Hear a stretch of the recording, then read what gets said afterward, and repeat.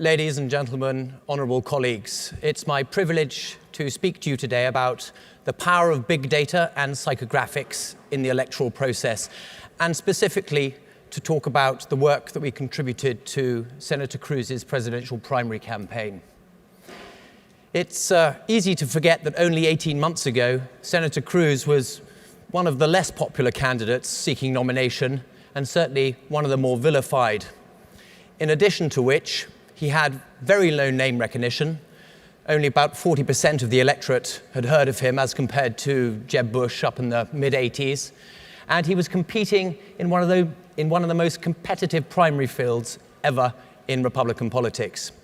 Additionally, he was seeking to make his voice heard to a largely homogeneous audience. Yet come May 2016, Senator Cruz was the only serious contender, the only credible threat to the phenomenon Donald Trump. So how did he do this?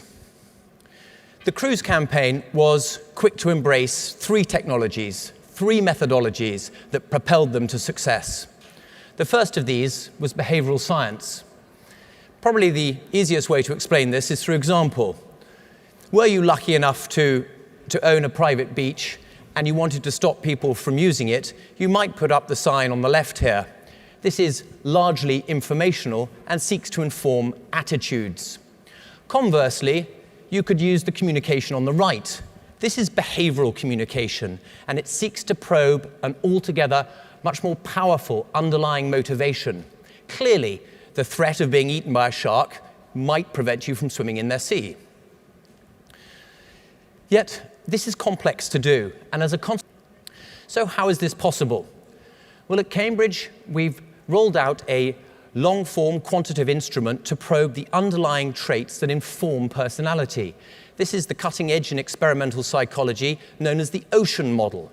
OCEAN being an acronym for openness, how open you are to new experiences; conscientiousness, whether you prefer order and habits and planning in your life; extroversion, how social you are; agreeableness, whether you put other people's needs and society and community ahead of yourself; and finally, neuroticism, a measurement of how much you tend to worry. By having hundreds and hundreds of thousands of Americans undertake this survey, will in turn teach his son. Obviously, talking about these values is going to be much more effective in communicating your message. The second leg of the stool, data analytics. Communication is fundamentally changing. Back in the days of Mad Men, communication was essentially top-down. That is, it's creative-led. Brilliant minds get together and come up with slogans like "Beans means Heinz" and "Coca-Cola is it," and they push these messages onto the audience in the hope that they resonate.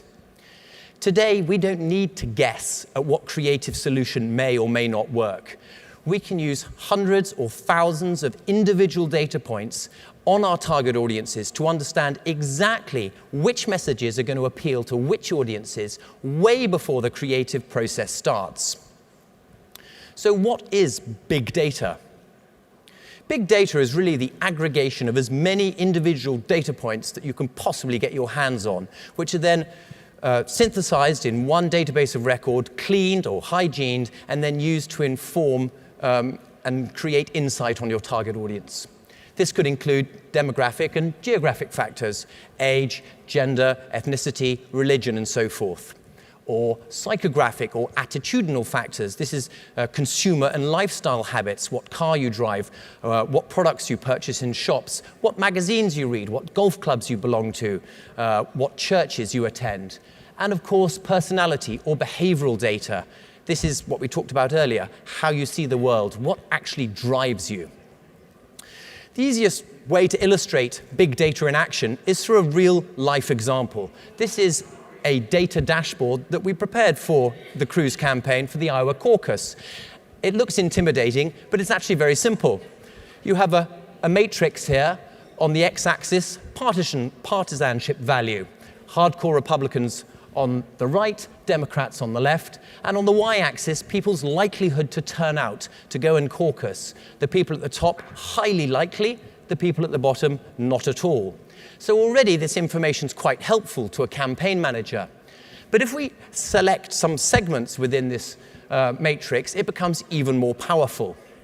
In this case, we've zoned in on a group we've called persuasion. These are people who are definitely going to vote, to caucus, but they need moving from the center a little bit more towards the right in order to support Cruz. They need a persuasion message. Finally, addressable ad technology. This is the ability to take all this offline data and to match it to drive communications. So you will no longer be receiving adverts on products and services that you don't care about. Rather, you'll only receive adverts that not only are on the products and services, or in the case of elections, issues that you care about most, but that have been nuanced in order to reflect the way you see the world. We're able to match offline data to cookies to drive digital advertising, social media banners, and the like. We can obviously use this data to inform direct mail purchases. So a husband in a household can receive a piece of mail, but his wife can receive a different piece of mail, possibly even on the same issue. Most exciting of all, probably, is the fact that we can take this data and match it to set-top box viewing data. That's television or cable data. Every time you watch TV, the programs that you're watching are being recorded, and that information is being sent back to your cable provider. And we can match what you watch in a way that we can begin to select programs to advertise in that have the highest density of the target audience that we're trying to reach. This not only dramatically reduces the cost of your advertising, but of course improves the return on investment. So what were the results? Well, Ted Cruz employed our data, our behavioral insights, to drive not just his TV and his digital, but his field operations, his get out the vote, his voter persuasion, his donation fundraising efforts, and his resource allocation. And all of this meant that he started from a base of less than 5% and had a very slow and steady but firm rise to above 35%, making him obviously the second most threatening contender in the race. Now, clearly the Cruz campaign is over now, but what I can tell you is that of the two candidates left in this election, one of them is using these technologies, and it's going to be very interesting to see how they impact the next 7 weeks. Thank you.